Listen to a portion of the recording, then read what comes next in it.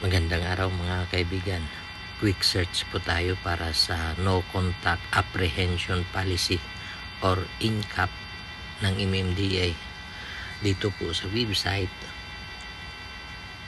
KN lang natin itong mayhulika.mmda.gov.ph at lalabas po ang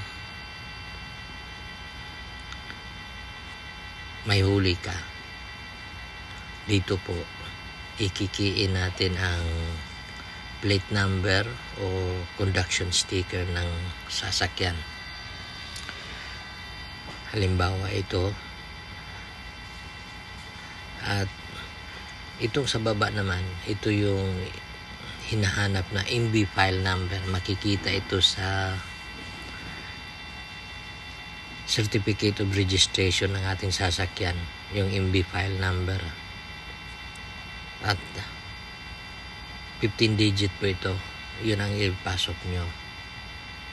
Ngayon, pagkatapos click nyo itong check, yan, at ito po ang lalabas. Ngayon, i-click lang din itong checkbox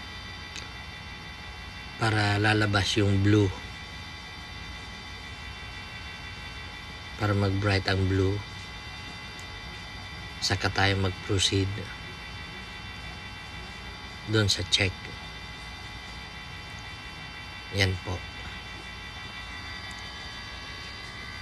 Basahin din muna yung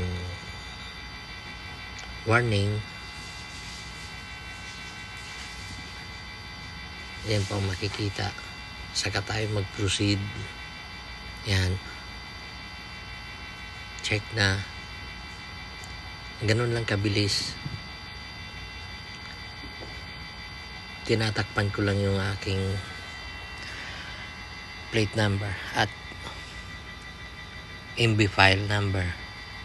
At pwede rin kayong mag-check sa iba nyo pang sasakyan kung marami, para hindi na tayo mangapa kung may violation o wala habang binabagtas natin dito ang Metro Manila.